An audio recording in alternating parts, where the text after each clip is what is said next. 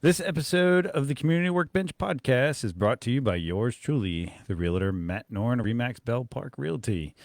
Check out my new listing this Saturday. We're having an open house. Hi, I'm Matt Noren, Remax Bell Park, and this is my latest listing. What happened, Kyle? Plainfield, Connecticut. I don't think this was how we planned it.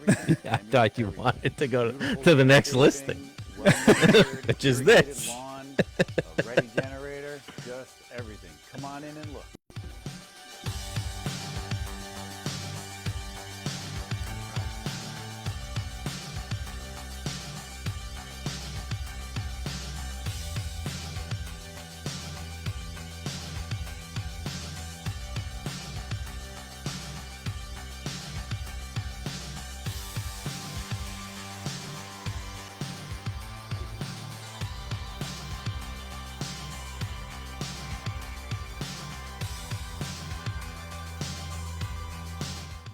That's 11 Finn Lane, Plainfield, Connecticut, 06374. Call me for more details, 860-428-6534, or we can just see you Saturday, the 20th, from 10 a.m. to 1 p.m. Welcome to the Community Workbench. This is Matt Noren and Kyle Morrissey. We are your number one hosts. We are the hosts of the number one podcast in my basement. Apparently, we're not.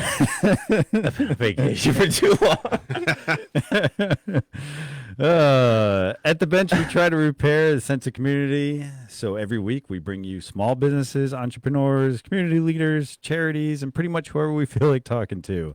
And today, we feel like talking to Philip Kiley from American Legion Post 21 in Danielson. Hey, Philip. Hey, what's going on, guys? Do you prefer Philip or Phil? I should have asked. Philip's good. Phil, if it slips out, I'm still cool with that. Okay. It's all good. I got to say, I mean, if I was in the market for a house, I would be very interested. That was a great read. Unfortunately, I'm good, so Yeah. it's one less Completely customer for you. intentional. But yeah, happy to be here. Thanks for having me. Yeah. So we had you scheduled, quite a while ago, and Yeah, back in April, I think. yeah, and I don't know if you want to say unfortunately, that's probably not the best word, but you got called out to duty. Yep. You're in the Coast Guard. Yep. Your rank is So I'm a lieutenant. lieutenant. Okay, Yeah. that's what I thought. But And, that's very recent. That's within the last 2 days. oh, really? Oh, I actually got okay. promoted this weekend.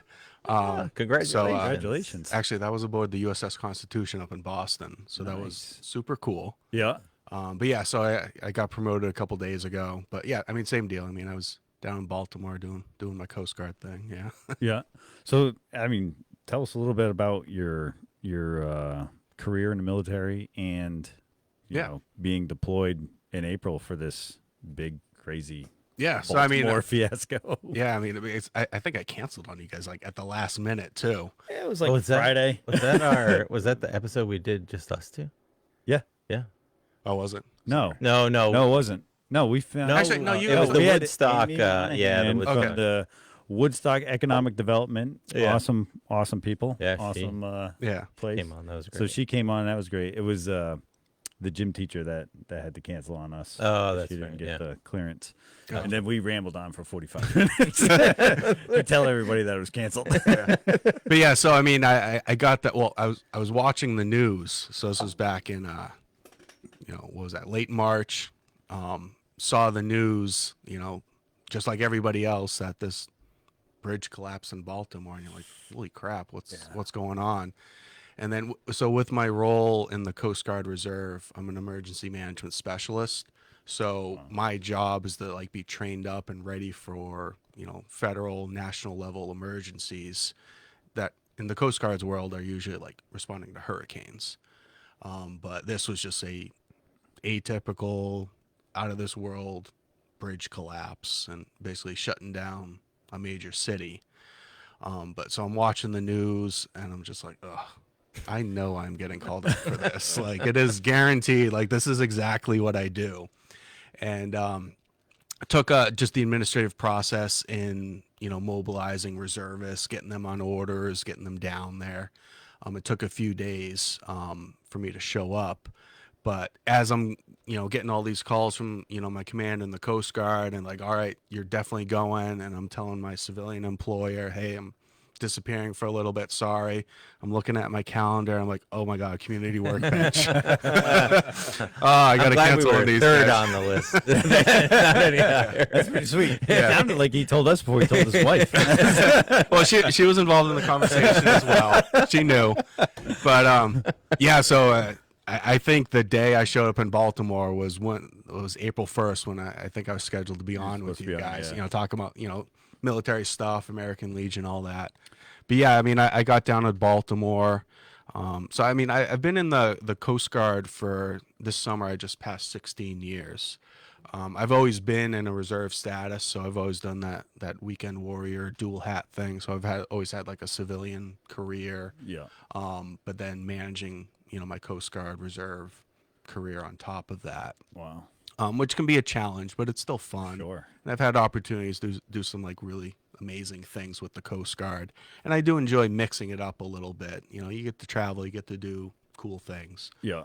But yeah, so, my time down in Baltimore, I got called down and, just trying to, deal with this crazy, unprecedented emergency. Yeah. Can I ask you, so you get called there because it was a bridge over waterway, or Yeah. or you could get called to anything, even inland? It depends. So in the Coast Guard's world, it has to have a nexus to like the maritime environment. Okay. So like inland, the western rivers, like the big rivers like the Mississippi and the Columbia and all those are it's called like navigable waterways. So like not like little pleasure crafts, but big boats go up and down them. Right. So all those rivers are federally regulated by the Coast Guard.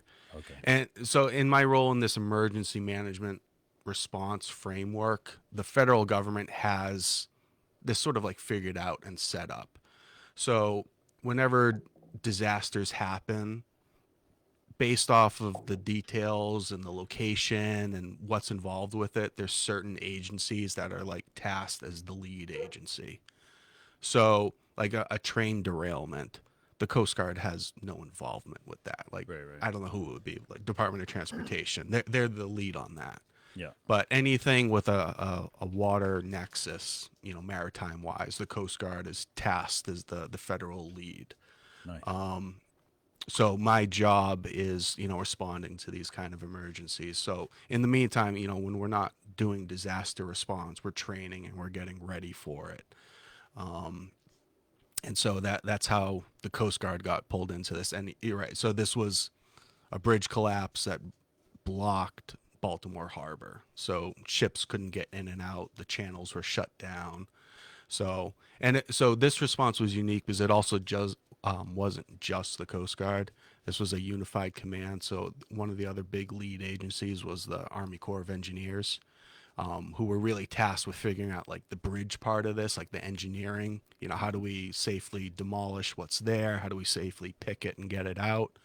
And then the Coast Guard's focus was reopening the channel so that, commerce could start going back and forth again. Wow. Yeah. And to this point, there's still no bridge there, but it's all cleared for. Yeah. So within the last month, the federal navigable channel is fully open. Ships are going in and out like they always have. Port of Baltimore is reopened. Even the cruise ships are going in and out again. But yeah, the bridge itself, there's a plan to demolish it and rebuild.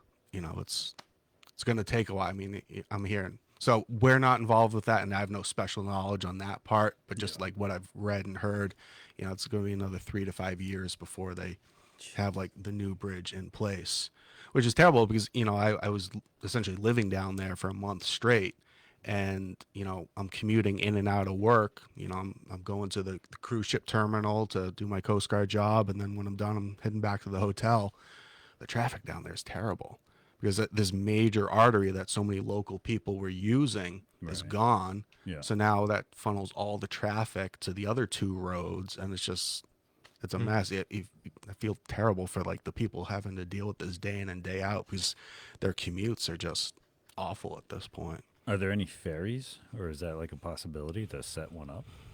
So, I don't know how that would work. I mean, it's possible. It's just so many thousands of cars every Right. day just went over that Francis Scott Bridge.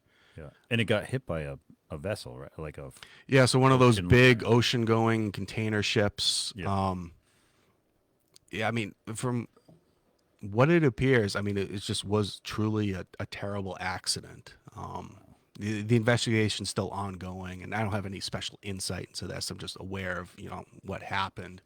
Yeah. They this ship was pulling out of the harbor, heading out to sea. Engine casualty, steering casualty. They lost control, so when they're wanting to turn left, it's not turning, and it just hit right into the pylon. And it was with enough force, and it just collapsed and Yeah. caught everybody off guard. Right. Wow. That's a wild thing, and wild to be sitting here talking to someone that like went down there and made Yeah. that whole thing. And it was a month you were down there? Yeah, so by the time I arrived on scene, it was 6 days after the incident took place. And then I was there for another 31, 32 days. Because the way these things are set up is because there's a local presence. Coast Guard has a local presence in Baltimore. There's a sector there with units. So, I mean, the local unit is the initial first responders. So they were dealing with the immediate aftermath. But then the specialists like me who have training and, dealing with the planning and the operations of these kind of efforts, we then come in after the fact to give them a break because they've been going full speed for 6 straight days trying to like deal with this disaster. But we come in to take over and then lend our training and expertise to like, get a handle on, all right, what's the full picture here and what steps do we have to take to like move forward to deal with it. I showed up about 6 days after and was there for, about a month. And yeah, I mean, it was just a wild experience. I've had other mobilizations with the Coast Guard over the years. Yeah, I was going to ask you. Doing different things, but nothing like this. Okay. So this was kind of like a career maker. yeah, I mean, from a personal and a professional standpoint, I mean, it was a fascinating assignment. Yeah. And it was nice to put like the culmination of 16 years of training, Yeah. and to be able to like respond to like a federal level disaster. Right. So it was professionally rewarding in that aspect. But yeah, it was wild. And there's so many different things like in play because like, we already talked about like, all right, these minor inconveniences in the grand scheme of things, these minor inconveniences, the locals are dealing with traffic and everything. Yeah. Because you still got to remember like 6 people lost their lives on that bridge. So that's still heartbreaking. But then, in any military mobilization, like you can always find like the humorous things in these things, just because it helps you get through Right, the for monotony and the stress of the situation. Because like I said, I showed up on day 6. I did 16 straight days of like 12, 14-hour days, just because there's an issue at hand and you got to jump in and solve it. So you just got to do what you got to do to get the job done. Right. But then after a while, that just wears on you, and you got to find ways to take breaks, and then also just find ways to like blow off some steam a little bit, and find the humor in the situation.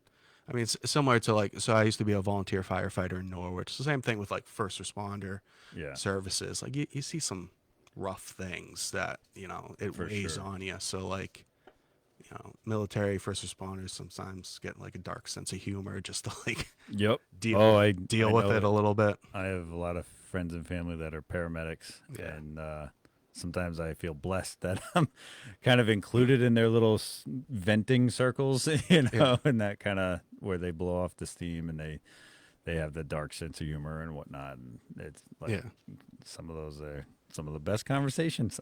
Yeah, I mean, it helps pass the time, a little bit of camaraderie with the boys and the girls. Yeah. But I mean, there's always these funny things that pop off too. Like, so we set up our command post because I mean, there was about between Coast Guard, Army Corps of Engineers, the Navy, other first responder groups too. There was about 400 of us all working together. So the command post we set up was at the Port of Baltimore cruise ship terminal.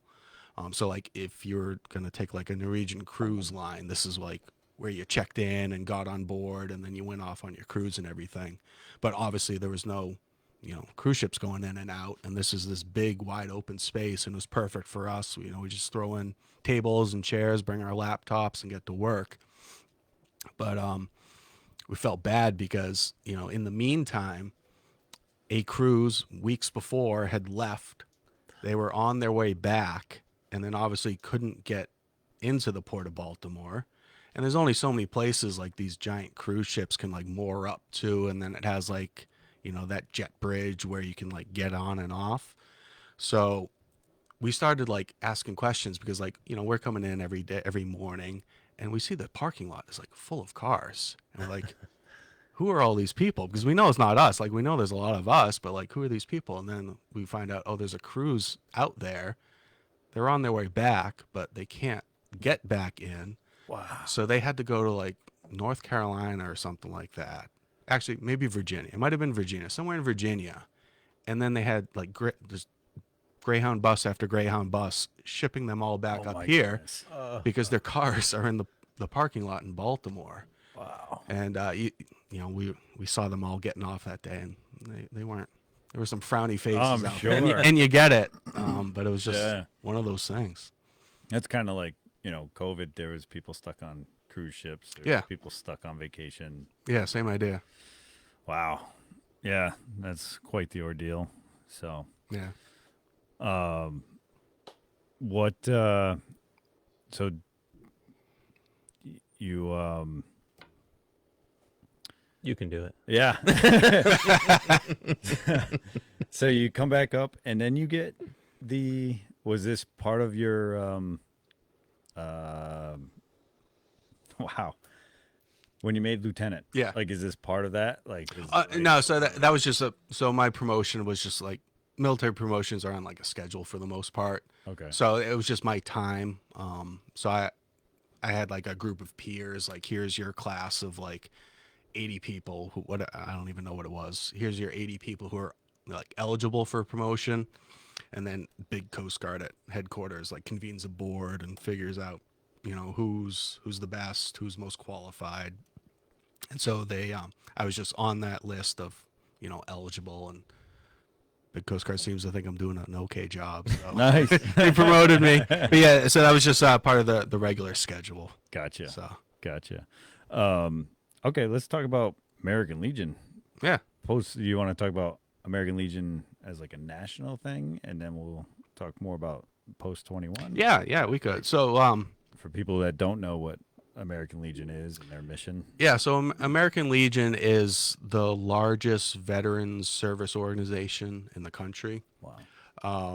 It has a national presence. It dates back to right after World War One. So a lot of the post World War One veterans, as they were waiting, the war ended, and as they're waiting to just get shipped back to America, there's some downtime. A bunch of them got together. They were in Paris, and they saw a need to have a veterans advocacy group when they get back home, to help it with everything. Mostly legislative issues, navigating benefits, making sure that the federal government stuck to their commitments that they promised to all these veterans, like different benefits that would be afforded to them, and then even just finding opportunities to sort of get them back to their normal way of life. Okay. Because they were just used to war for all these years. They have to go back home and get adjust back to family life, careers. Maybe, the job they left isn't there anymore, so they got to get retrained. Mm-hmm. So that was the thought process for those guys who started the Legion. And then it just grew from there. So there's local American Legion posts all around the country. We got one here in Danielson. Locally you got, Jewett City, Putnam, Woodstock, Plainfield, Moosup has one. So there's local posts, dispersed all over the place, to have like a presence in the community. And then it's also a way for the veterans in that area to get together for some camaraderie and, networking and just hanging out sometimes. So so I'm sort of plugged into both worlds, the local post level, but I also have some work I do at the state and the national level.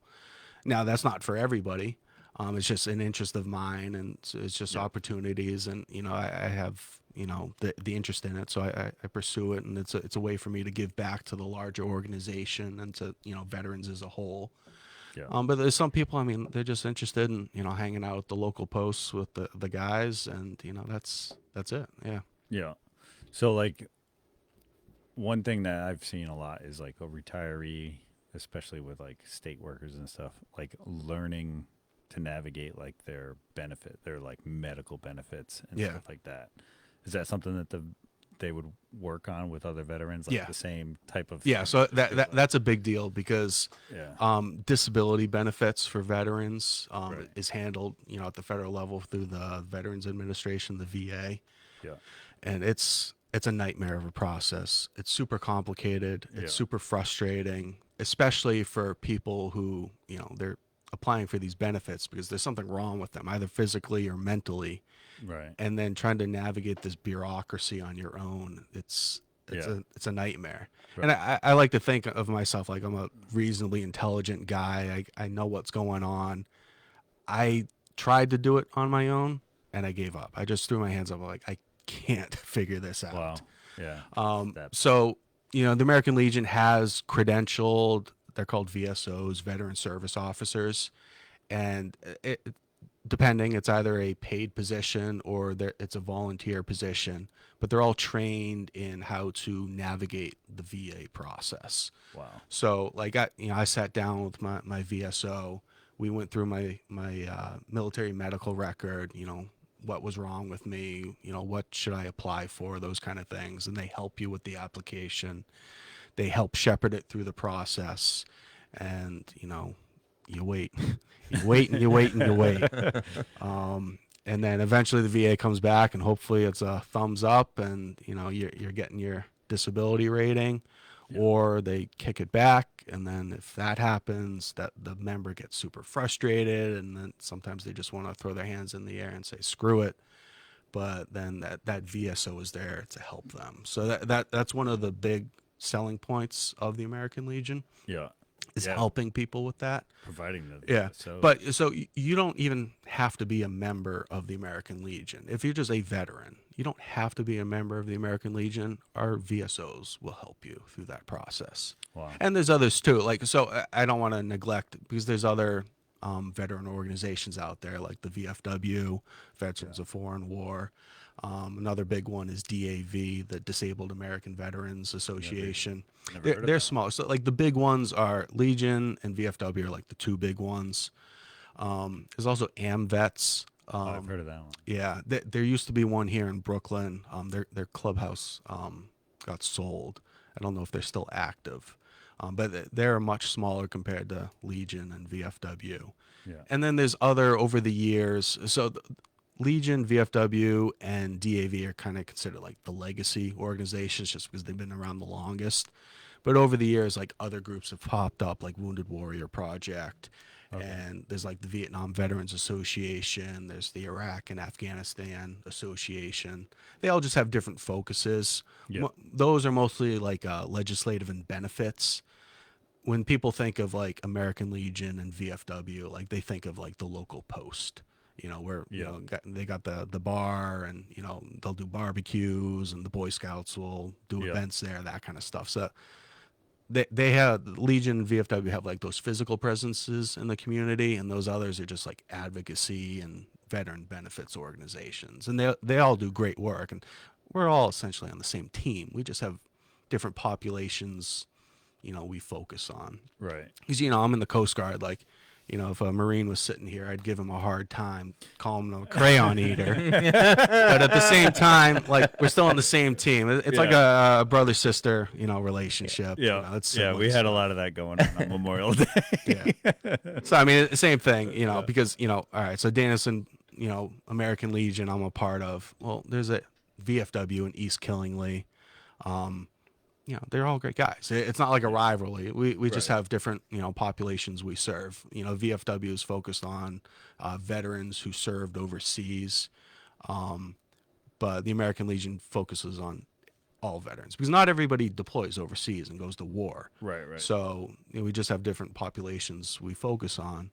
But at the end of the day, like, you don't have to be a Legion member for us to help you with your benefits. And honestly, it's probably the same deal with VFW. Though we want to help veterans. Right. So Well, I mean, and like, so thank you for your service, but also thank you. You're the first one that paid for advertising on the Community Workbench. And, You got a balloon well, with some confetti or something. I guess technically I paid for some advertising, but anyway, yeah.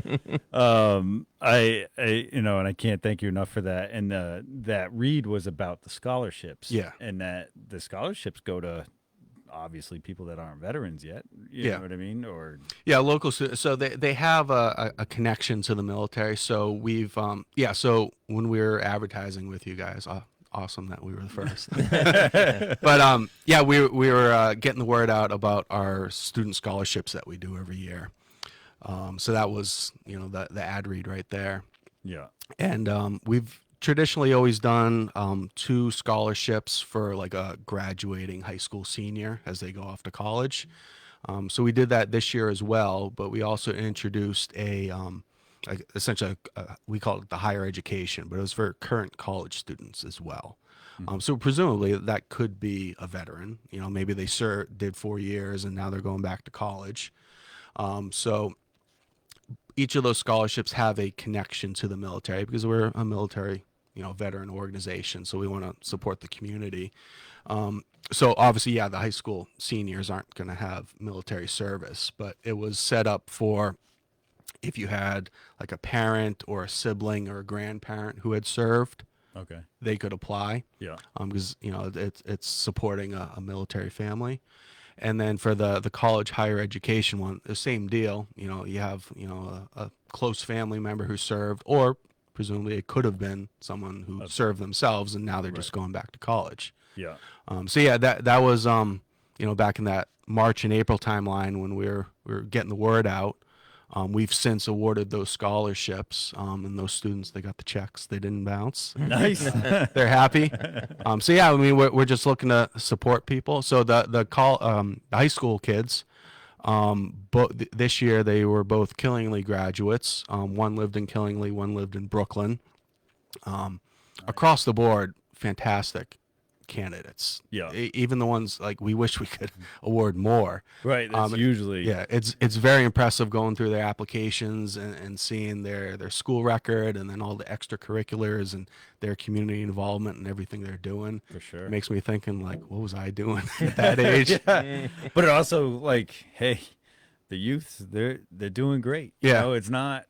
I feel like there's just a lot of negativity. I feel like every generation says, "Oh, these kids will never learn," or you know what I mean. Like they always look down on the generation coming up, but I don't see that necessarily. I see a lot of promise in these next generations coming, and I mean, and then you do one of these things, and I've talked to the guys that do tips for tools over there, and it's tear jerking to read some of the applications and stuff like that for some of these kids coming up, and it's really good, really cool outreach program that you guys are doing for that. And well, I mean, got to thank you guys for the opportunity to advertise with you because I think it helped because we got some good word out there, lots of great applicants, and we're taking a little break here in the summer, and then school year starts. There's another scholarship season for us. Nice. So I mean,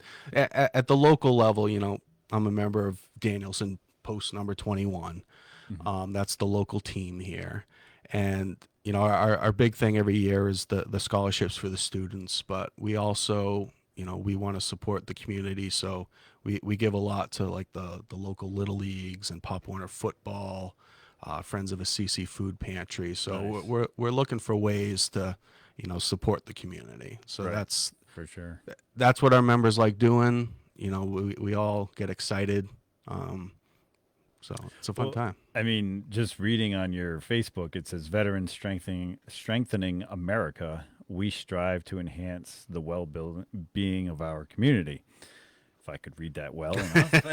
Perfect. I just saw that, and but we're not veterans, but striving to enhance the well-being of the community. That's like this platform. Yeah, that's what you guys are we're doing trying here. to do. Yeah. So, it was really cool when you called to see about coming on, and then you called me again to advertise. I was like, this is awesome. That's great. Do you know? Be the One campaign? Do you want to talk about that at all? Yeah, so that's been a big sort of national level initiative, probably the last 2-3 years. Really started out. There's a story behind it, and I'm probably going to butcher it, but the idea is, me as a veteran, I want to be the one who's there to support a veteran who's might be struggling, might be in need. Veteran suicide is a problem nationwide.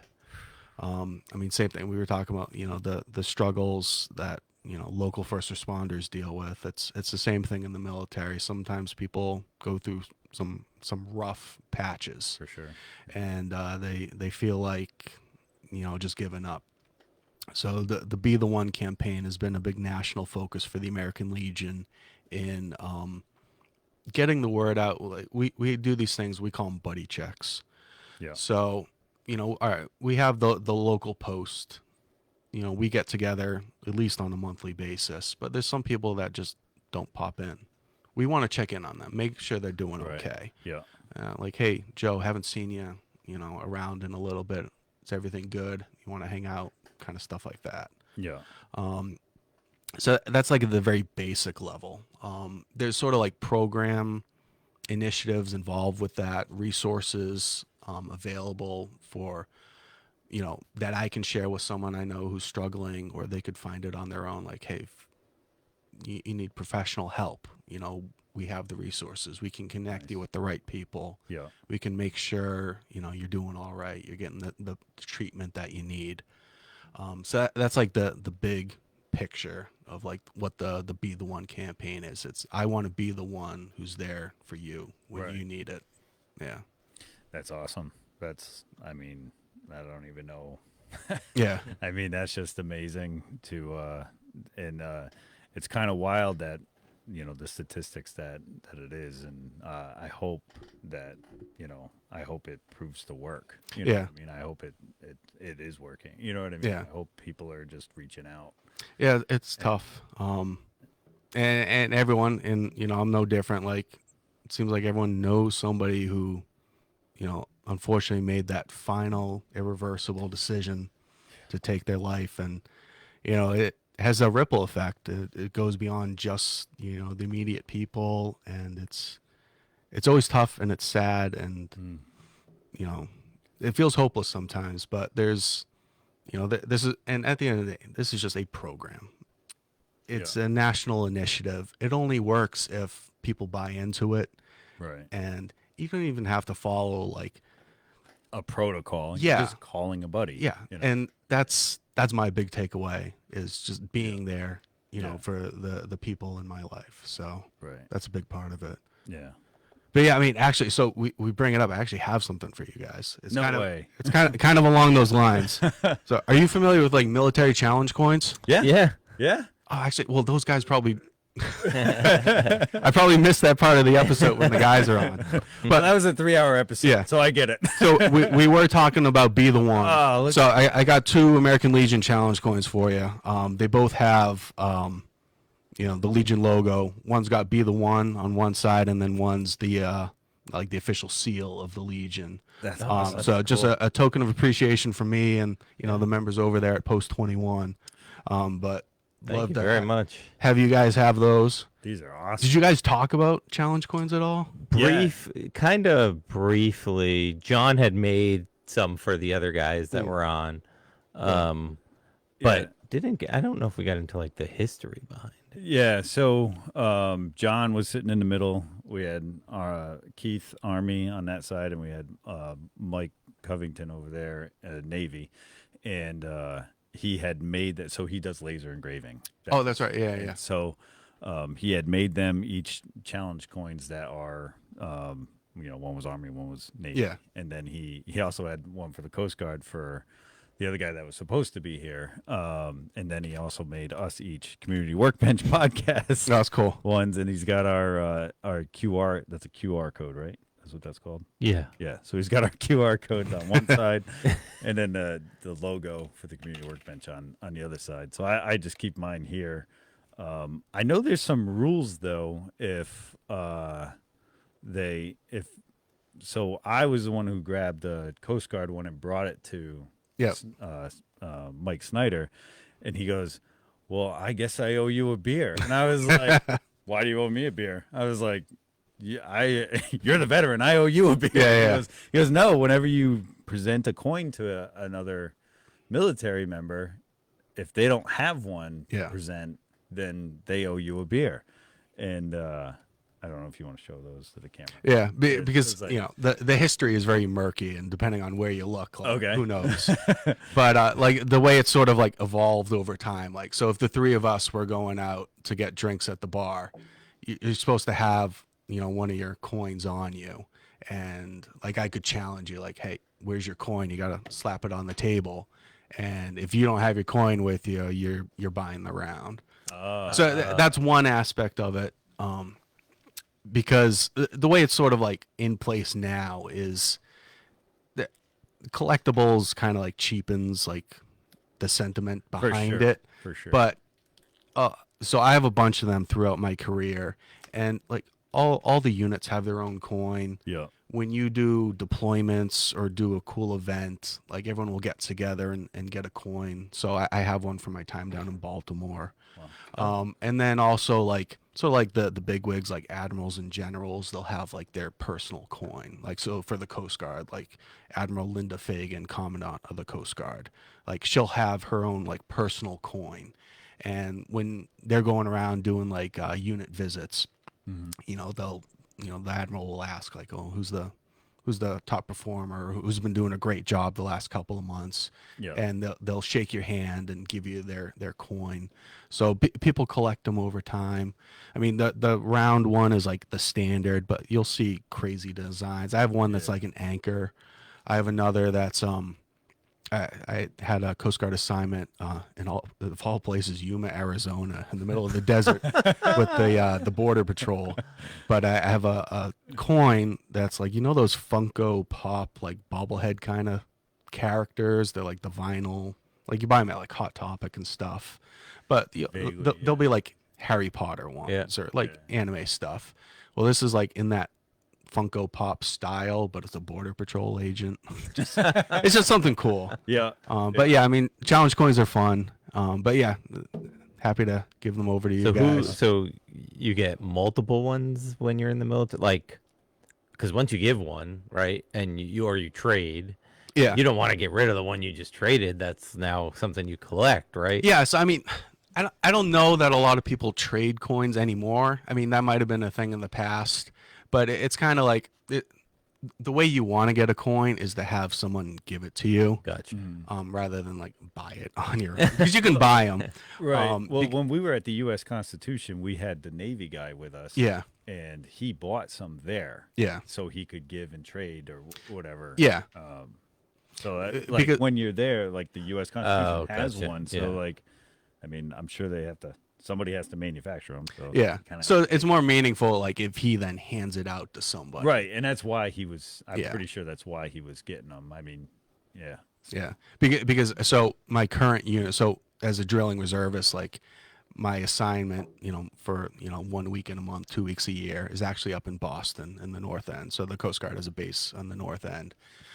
So the unit is Sector Boston.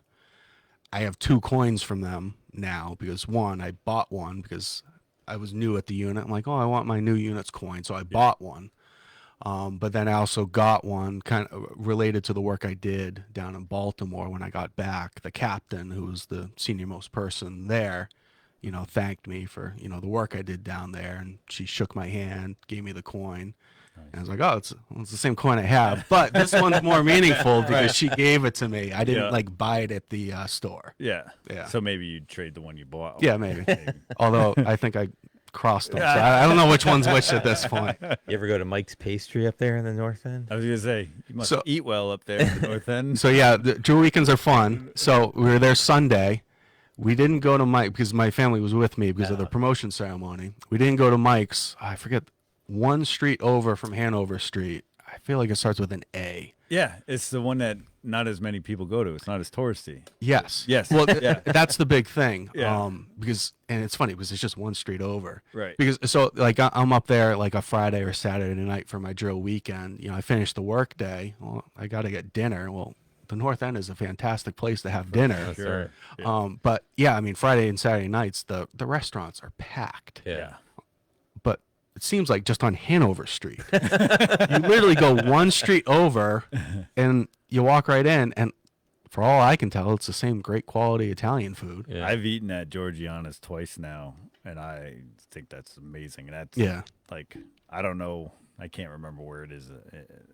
It's not. It's like a block maybe from the Mike's Pastry or whatever, or it's like right next door maybe. I can't remember. And then there's like a homemade ice cream shop right across the street. But it's cool because like when we were there, it was beautiful weather, and they put us up on the second floor. All the windows are open, and it's just like you're taking in the city. Oh yeah. Sure. And then No, I love it. Yeah, it's homemade pasta. Yeah.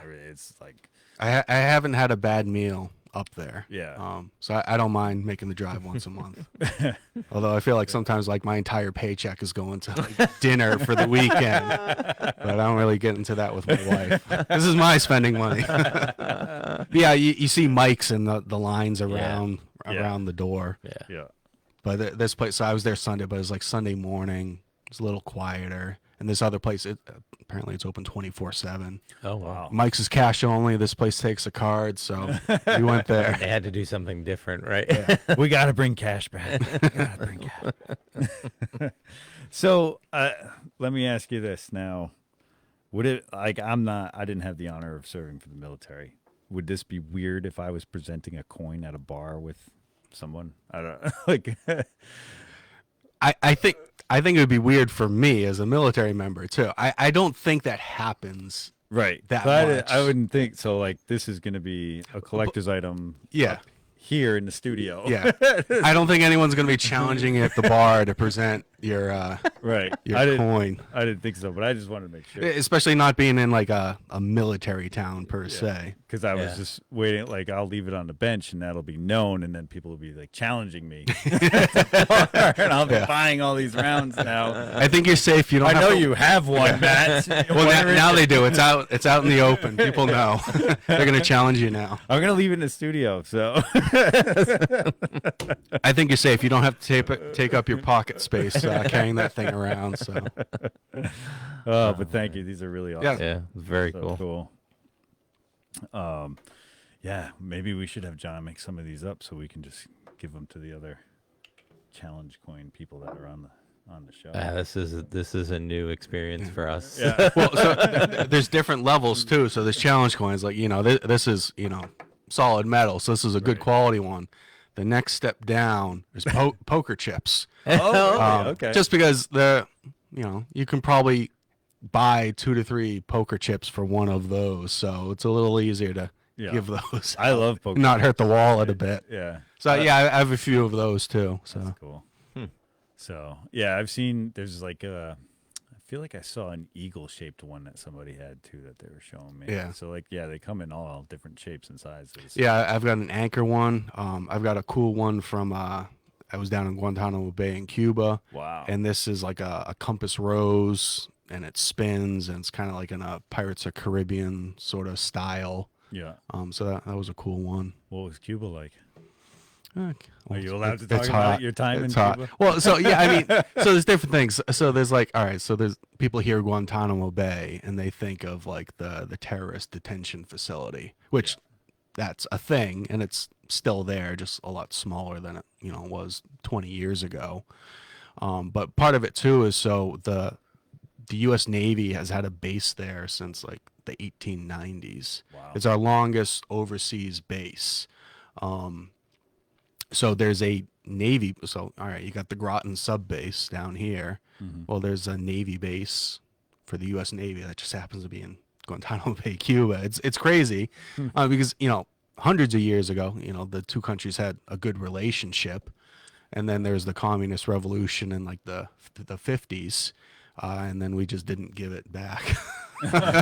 We just stayed. Yeah. So I mean, there's a Navy base there, and then on the Navy base in the far corner is the prison detention facility. Yeah. So I was down there with my Coast Guard unit. So my unit has this, well, it was a previous unit, but we had a rotation down there, just providing waterside security for like the actual bay itself. So it was weird, like roles were kind of reversed. Like most people think Coast Guard, they think search and rescue, and they think of the Navy as like the big guns in the war and security kind of stuff. Yeah. For some reason down there, the roles are reversed. So the Coast Guard small boats that go down there are for like waterborne security, and the Navy handles like safety and search and rescue. I don't know why. It's probably I just go where I'm told. it's probably to just kind of keep good relations with Cuba. Like, yeah, we're just search and rescue. Don't worry about It's just the us. Coast Guard. Don't worry. Yeah, about look that. away. Yeah. And our security, yeah, it's the Coast Guard. Yeah, you don't have anything to worry about. Although I had a buddy that was he was around that area, and he had commandeered like 3 huge drug boats, and he was towing them, and then hit a squall and had to sink all 3 of them. Or maybe it was 2 out of the 3. I forget. I went to high school with him, and he was, I mean, just bred for that sort of thing. He like could not wait to get in the Coast Guard and be, security. Yeah. Have his own patrol boat and be Yeah. in command of it and everything. He was just like made for the water kind of thing. Yeah. That wasn't me. I didn't. So my 16 years, the first 12 I was enlisted, and I started off as the job was called a bosun mate. So like my job was like to drive the small boats and do deck handling and that kind of stuff. Quickly realized it is not my forte.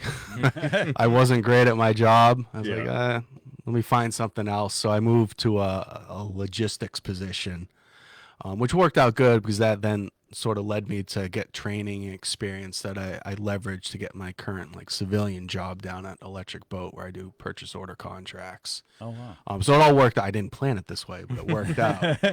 So I did all that for about 12 years. And then 4 years ago, I commissioned, and now I'm an officer. So I don't get to do the cool guy stuff anymore. As a Coast Guard officer, it's like a desk job. Okay. So I'm not, everyone a few years ago saw that video of the guy who jumped on that narco sub, and he's banging on the door while this semi-submersible drug vessel is getting away, and this guy in the Coast Guard just jumps off of his boat onto that submarine. He's banging on the door, open up. That's not me. I'm the guy back at base sitting in front of a computer at this Watching point. the video. Yeah. 3 weeks later when it was on YouTube. Yeah. Hey, I'm in the Coast Guard. Yeah. No, that's awesome. Everybody to me, it's like you were saying before, everybody's on the same side. It's just you find your place, you find your use. I mean, I didn't serve in the military, and for a long time I didn't own my own business, but I feel like we're kind of finding our own place where our community service is here. Yeah. Yeah. I mean, you find your role and what you're good at and what you enjoy. And so in the military, like not everybody's going to be a Navy SEAL, and that's okay. Yeah. There's tons of other things to do. And, same thing with the American Legion. Like, so I'm probably more active at the local and state and national level than most like typical, Legionnaires. Yeah. You just find what interests you. And if all you want to do is just show up once a month to the monthly business meeting, cool. If you want, like, we have people we call paper members, like they're members on paper, and you will never see them in your life. But that's cool. That's okay. Like, we still want you a part of the team. Yeah. And we want like your support and your numbers, because part of the work I do with the American Legion is on the national stage is legislative initiatives. So I work hand in hand with Congressman Joe Courtney's office, and I'm just an advocate from the American Legion for the legislative issues that are of interest and value to us. Yeah. So I push, Congressman Courtney and this veteran guy, Manny, like, hey, this bill, we like it. The American Legion fully supports it. Oh, by the way, we have millions of members across the country. Yeah. We have hundreds of them and thousands of them in Eastern Connecticut. Wink, wink, nudge, nudge. Like, we want you to vote for this bill. So you're a lobbyist. You know what? I'm a legislative advocate. But I mean, so going back to those paper members, like Right. they just add to the support. And they pay dues. Yeah, Right. and so Yeah. the membership due, I think they're like $35 a year, so it's manageable. Yeah. But everybody's dues goes to help with these big national level initiatives. Be the one is one of those. It's a national level campaign that needs program support and administrative costs. I mean, all these things cost money. So paper members are cool. Like, if you don't want to show up, but you still want to be a part of the team, we still want you, because we want the veterans coming together Right. in a united front so that we can help serve the veteran population and then their families back home and just the communities at large. I mean, that's what being a Legionnaire is all about. Nice. That's Yeah. beautiful. That's awesome. Yeah. So that's really cool. What's so like as a Coast Guard career, like what's the future like? Is it like, do you have a certain amount of years you have to do Mhm. or and Yeah, so I've got 16 in right now. I'm doing at least 4 more because I need 20 for retirement. okay. Yeah. So I'm at least doing that. Yeah. And then after that, it's because at the end of the day, this is just a part-time Right. career. It's an important career for me, and I enjoy it, and that's why I still do it. Yeah. But at the same token, there's times where it takes me away from my family. I lose one weekend every month, so Yeah. And we know how valuable those I'm looking forward to the time where I can just, do my own thing. Yeah. Yeah. So I mean, I love the job and the opportunities it's given me, but being in 16 years, I do have a vision for when it's going to be done. Yeah. But I'm going to do at least 4 more years, and then after that, it's going to be, am I still having fun? And then the other side eventually is, does the Coast Guard still want me? Okay. Because as I promote higher, the selection rate for each position gets smaller and smaller. Yeah. So even if like I'm a good performing officer, I'm just, one time I might not make the cut. Because you're too expensive at that point? No, it's just that there's only so many slots available. Okay. Because actually, so for the next rank I'd be eligible for in about 6 years, so it'd be like 21, 22 years of service for me, would be lieutenant commander. And that's where it gets cutthroat, because built into like federal law, Congress like has a set number, like you can only have X number of lieutenant commanders. Right. So historically, the selection rate is 50%.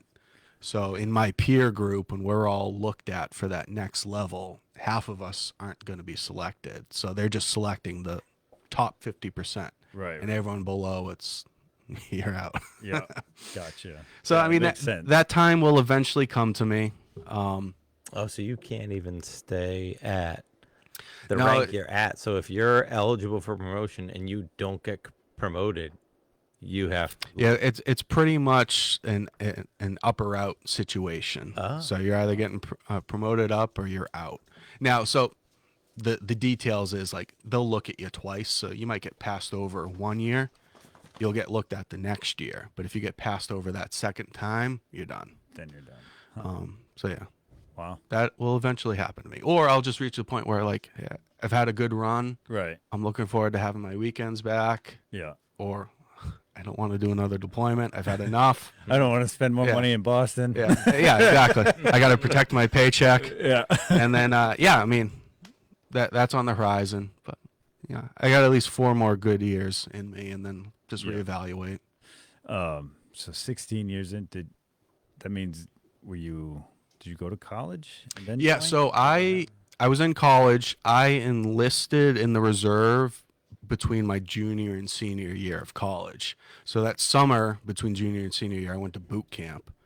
And then as a senior is when I started like my drilling reserve status of like that whole 1 week in a month, 2 weeks a year thing. So I did that through my senior year. Wow. And then, then just entered the civilian workforce. So I did a few years at Home Depot. I was the supervisor at the Home Depot in Lisbon for a bit. And then I've been at Electric Boat the last 9 years. Wow.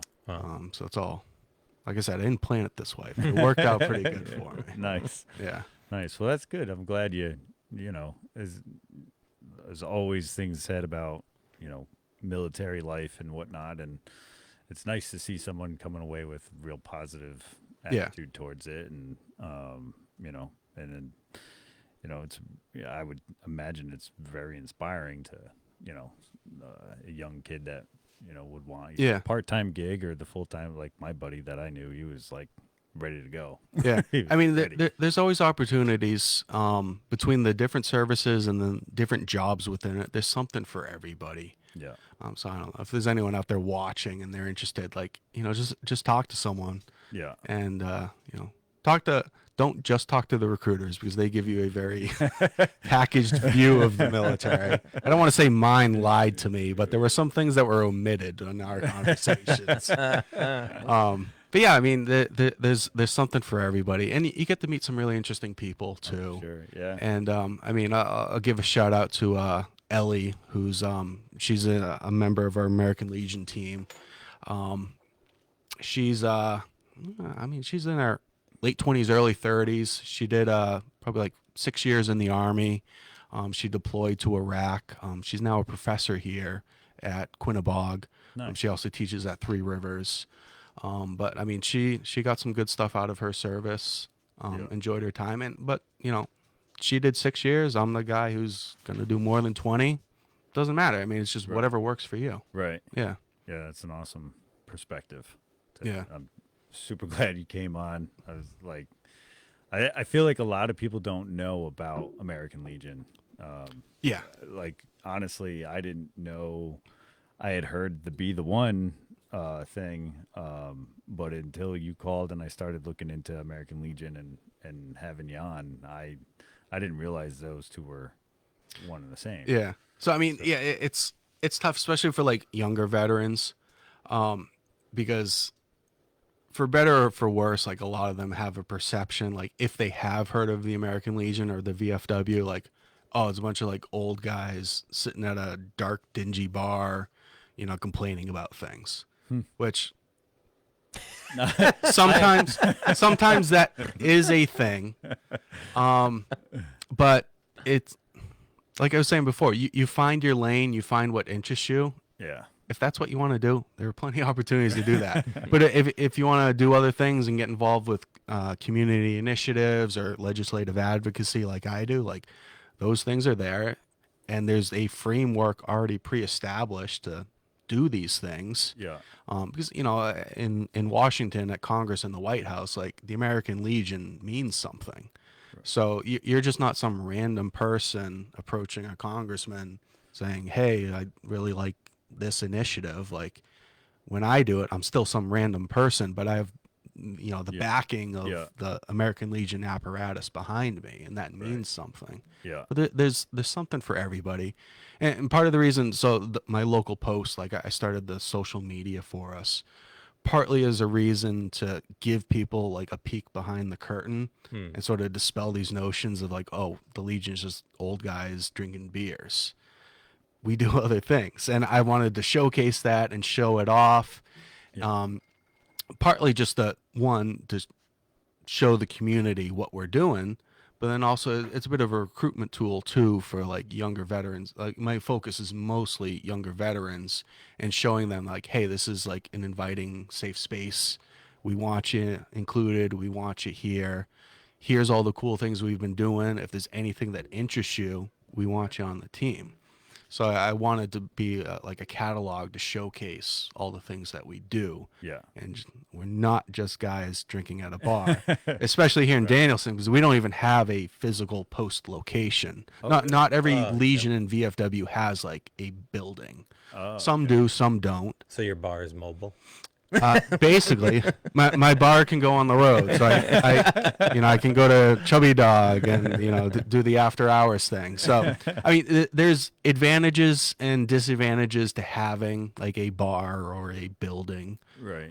Like if you have a building, like You have upkeep. there's maintenance, Yeah. taxes, filings. That's what the bar is for. Well, that's part of it, which is kind of like one of the double-edged swords, because like, all right, because not all, like if you have a physical location, not all of them necessarily have a bar, Right. but like the ones that do, like, all right, is your bar there to like be a meeting point or just to like get revenue to keep the upkeep on the building so it doesn't close?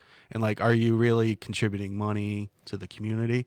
So like the way I spin it for us, since like we're homeless, is like all the money we're raising for our local Danielson posts, like we're not throwing it into like a new roof. Like Right. it's all going back into the community. It's the scholarships for the kids. It's the donations to Friends of Assisi, to the Little League, to Pop Warner, because we don't have any overhead. Right. We're not spending money just to upkeep a building. Right. So I mean, every Legion or VFW post, there's successful ones and there's ones that are floundering. The successful ones with posts, it's not just a bar. They're inviting the community. They're Right. doing different events. Yeah. It's a meeting place beyond just like sitting at a bar top. A lot of Legion posts are getting into like video game streaming. Mm-hmm. I guess it's popular with the kids. I don't know. Well, you have to connect to the next generation, or else you become obsolete. Yeah, and that's a thought process. So a lot of posts are setting up like those gaming stations of like 6 to 8 spots. So people can do like World of Warcraft or Halo or Call of Duty, those kind of things. So like those are things I would admittedly love to do, but we don't have a post. So we got to work with what we have. We have Chubby Dog. Yes, They got all and those games. I like the Terminator game there. So Shout out to Chubby Dog. That's wild. I didn't even realize you didn't have a building. yeah. So I mean, we hang out. I mean, we have our gracious hosts at the Elks Club. So when we have our monthly business meeting, we do it at the Elks Club. They allow us to use the space, which is nice. But then, other than that, we don't have the Danielson Post. We don't have like a home base. Yeah. But we'll do different events. Like we did sort of like a get together over at Black Dog Brewery. Mm-hmm. So we'll do stuff like that because we got to get a little creative because we don't have this home base we can just like fall back on. Yeah. I want to say some years ago, when I was 24, 25, somebody bought tickets to an American Legion event, and it was like they had horseshoes, they had a beer trailer, the Budweiser beer trailer was there. Yep. It was up in Ashford. Okay. Ashford, that area. And I thought it was an American Legion post, but they had like a beautiful outdoor setting up against the pond and stuff. Some of them are super nice. And we had tons to eat and drink. And it was like, I forget what the tickets were, but it was like a bunch of us went from work. Yeah. And, so No, it's always fun, because you got the local ones I've been to. And it's also nice. So actually, I did a mobilization down in Key West for a little bit. And, I'm out there by myself looking for things to do. Well, I know there's going to be an American Legion post somewhere. And Key West had one. So I was able to hang out there a few nights. And it's just nice to, get a break from like the work I was doing and just, hang out. Yeah, that's awesome. Yeah. So that's so if you didn't serve in the military, can you still be a member? Is that like a thing? Are there No, so you have to have service. So the American Legion is sort of like the most expansive. If you've served at least one day in uniform, you can be a member. Oh wow. It wasn't always that. They used to they sort of like tracked the different war periods over the year.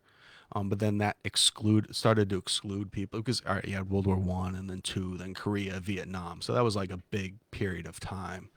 But then the overseas, war sort of slowed down, especially in like the 80s and There was 90s. some peacetime. Yeah, so I mean, you had like those small things like Panama and Grenada, but that was a lot of guys weren't involved in that. So then, especially now, post like global war and terrorism era sort of stuff, early 2000s, American Legion made the decision just to open it up to if you have 1 day of service, we want you on the team. Is there a way to serve 1 day? Would it be dishonorably discharged? Well, okay, so good point. So it has to be at least 1 day of honorable service. So it's sort of the catch-all to be, super inclusive because there are every once in a while like a case of like someone will show up at boot camp and get like seriously injured, Right. and they'll receive the same like honorable discharge that I will eventually get. Mine just took 20 plus years. Theirs might have been a week, and unfortunately they got hurt in boot camp, and Right. it was serious enough where they weren't gonna heal right to be able to continue on. So Yeah, it was a that medical, happens. medical discharge. Yeah. whatever. Yeah. So every organization has their different things. Like, so the disabled American veterans, you have to be a disabled, like a rated VA disability veteran. The veterans of foreign war have their own criteria based off of like your overseas service, but not every veteran would qualify for that. But that's okay. I mean, the VFW has their sort of core group that they represent. Yeah. Gotcha. Okay. That's really a lot of great information about these things. Really appreciate you coming on. Obviously, you're always welcome here at the bench, and I look forward to working with you more. Yeah. With community service, and if we can advertise for you or Yeah. anything. I guess I love what you guys are doing with the show. Thank I think it's cool. I mean, we have the similar community focus. Yeah. The American Legion here in Danielson, like we're focused on the veteran population, but that we understand that expands beyond just those individuals. They have their families, they have the community groups they're involved with. So, I mean, that's what we're interested in working with, and that's the kind of show you guys are putting on. How did you hear about us? Because you called pretty early. I don't remember. Yeah, I mean, it was pretty early. I don't know how you guys got on my radar. I saw it early, It's fantastic. or it might have been. Well, 'cause I think you had Ryan from the Chop Shop, Yes. Okay. Okay. and yeah. so I don't see Ryan. I see Nelson, who's his chair is next to. Okay. But it might have been that. Maybe I caught wind. All friends. Yeah, he was saying like, "Hey, I'm going on this random thing called the community." Well, he reached out. That was early on too. Yeah, he reached out early, and then when he came on, like all the guys in his shop shared it on social media. Yeah. That's probably what it was. It must have been that. Yeah. They were all like sharing it, and then he had given us. He had given me a free haircut. Well, how did this start with you guys? Like, what was the idea behind it? I don't know if you've talked about this already. So we have, and it's fine. Sorry if you're going to listen to it again out there. About 2 years ago, I started listening to some podcasts, and I was just like, this is a cool idea. Yeah. What would I talk about? You know what I mean? It was kind of like one thing just kind of led to another in my mind. Like, I'd love to talk about, small business. And then I had already been involved with community Killingly Business Association, Putnam Yeah. Business Association. And when you're there, it's like, it's all about small business and helping each other out and stuff like that. So like, I was just like, there are a lot of, let's say, the baby boomer generation in those things, and there's not a ton of, social media communication. And I was like, how could we get, a platform that would be positive and, allow us to showcase entrepreneurs and charities and just that same clientele. And I pride myself in keeping this platform, no controversy, Yeah. and something that anyone can be proud of to be on. As far as I just don't want the negative aspect of it. There's plenty of places on the internet Yeah, to you can find that. to debate stuff and have your your whatever, your arguments or your fighting or whatever. But I just I wanted a place where we can just let's praise publicly and we can critique privately and just kind of be that and then my first couple of partners, my brother and my buddy Shane, who both ended up not being able to really make the time commitments, which was fine. Kyle jumped right in, and I did the show without him last week, and I don't want to do that. It was an adventure. So it's just. And every week we just kind of try and push that needle to make it a little bit better.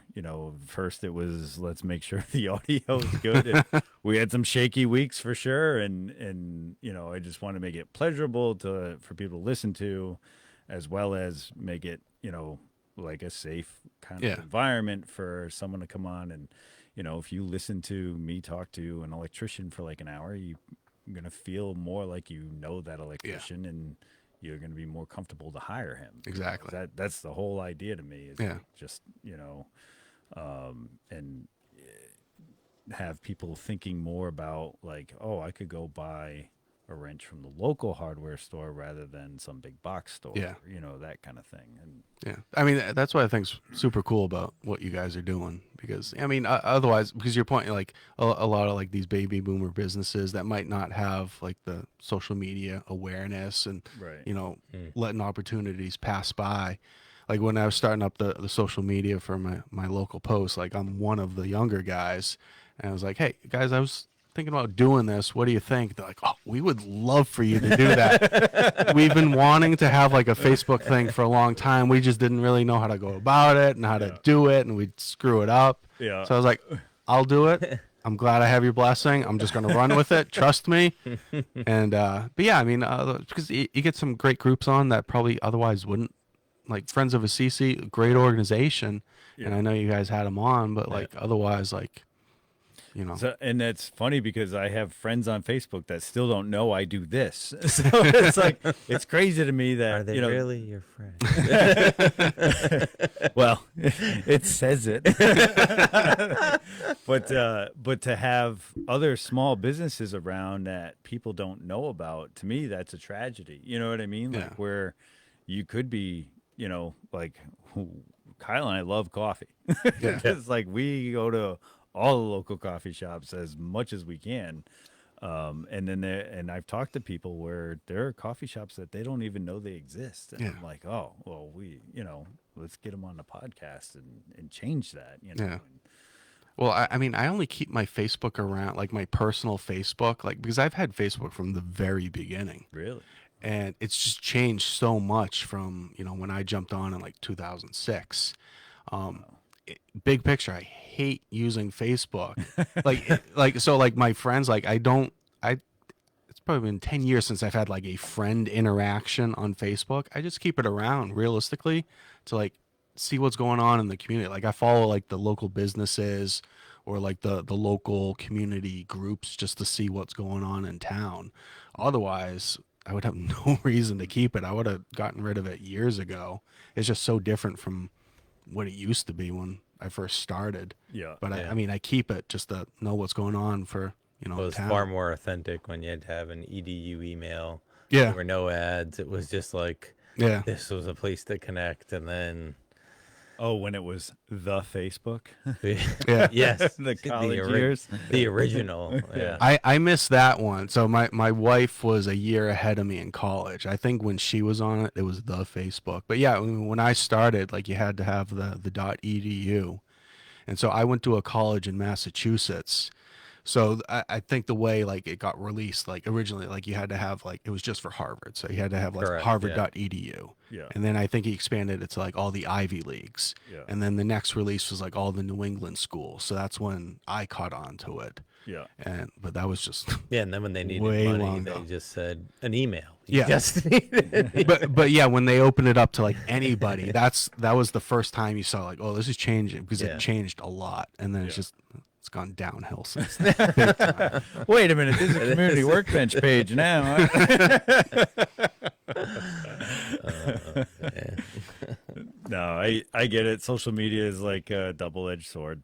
It Yeah. really is. And we try to stay on that positive, and Yeah. promoting, uniting, instead of dividing. Although I just joined a Facebook group called like New England Lawn Care Nuts, and these are like guys who are like really into like I'm probably golf joining. quality like grass, Nice. because my yard is struggling right now and I need some help, You and need these guys seem to advice. know what's going on. Yeah. So I mean, that's a lot of what you can like. For me, it's educate. Like doing this podcast. How many times did we go to YouTube and be like, "How do you do this? How Yeah. do you do that?" It's like, to me, the educational part of social media is like, yeah, I like that. that's it's part of huge. it going. Yeah, that's how I figure out all my house projects, is watch someone on YouTube do it, and then Yeah. Yeah. I can probably do that. I don't Yeah. know. Or I'll hire that out. Yeah. Pool liner. One of the first things I ever 100% hired out last fall. Yes. Yeah, you watched mine get done, and then you're like, Yeah. I'm not doing that. Yeah. So That's a lot of work. being a tradesman, I've always been able to like, even like have an electrician. All right, I can pull the wire. I can, Yeah. I can drill holes, whatever you need. And usually they're found me competent enough to help them and not charge me double because I'm helping them. Yeah, exactly. So, So yeah. growing up, like obviously you see all like the woodworking tools. You watching like this old house when you were growing up? No, not really. So my grandparents owned like 40 some odd acres in Plainfield. Okay. And fortunately, my grandfather got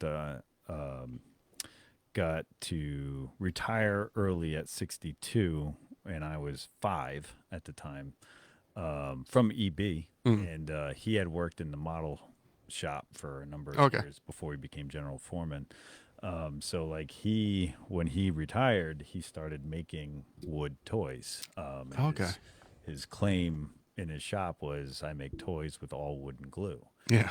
And so like the bigger trucks that you're seeing are like the first generation when he first retired. Yeah. And then the smaller dump truck over here behind Kyle, that's like Yeah. You can see the one of evolution. the latest ones. And then you can see some of the, like, he did whistles, he did the little propellers, and Yeah. he was always making boxes, different types of little boxes to hold his stuff, and Yeah. it was just always. And so we were there almost every Friday night. We'd grab Gus's Pub Pizza in Plainfield and go up to Grandma and Grandpa's, and Yeah.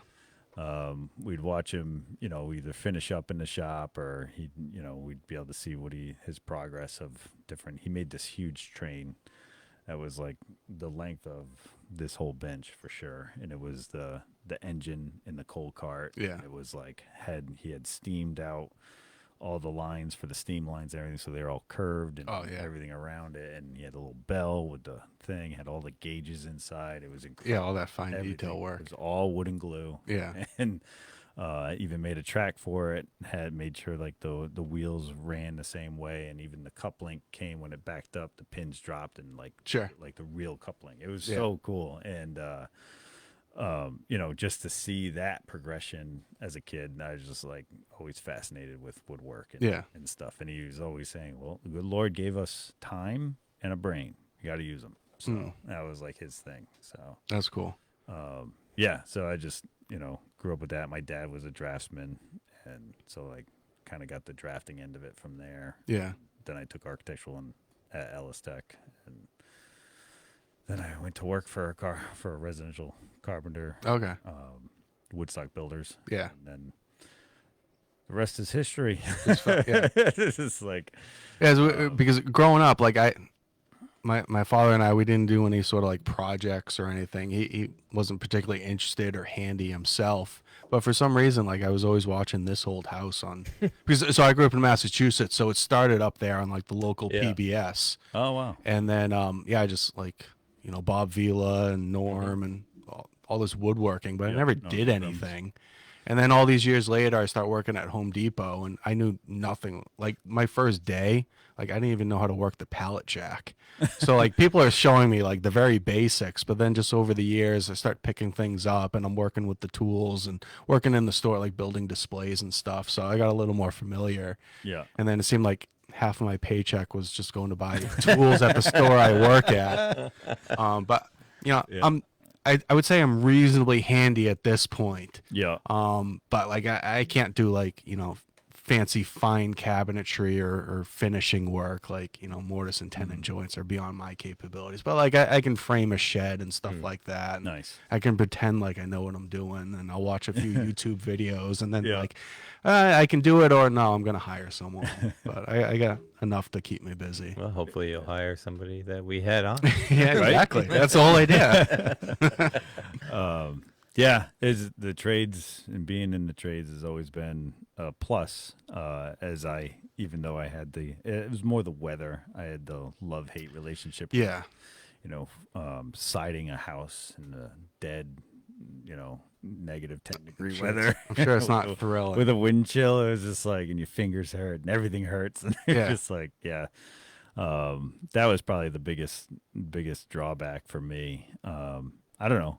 Had I got into, you know, cabinetry inside a shop all the time, or you know, my goal someday is to, if I retire or semi-retire, is to have a little wood shop like my grandfather. Yeah. Do the toys and stuff like that. And he actually would make these little pull-behind carts, you know, 4 wheels, and then he'd actually buy the alphabet blocks to put in these like little, basically trucks that you pull around. He'd make like 1,000 of them for I don't know if it was Tommy Toy Fund or who it was, but it was at the Plainfield Library. Okay. Where he would donate, and they would stack them up in the window, like a big Yeah. pyramid of these toys, and he'd always donate to that. And Yeah. that was kind of cool.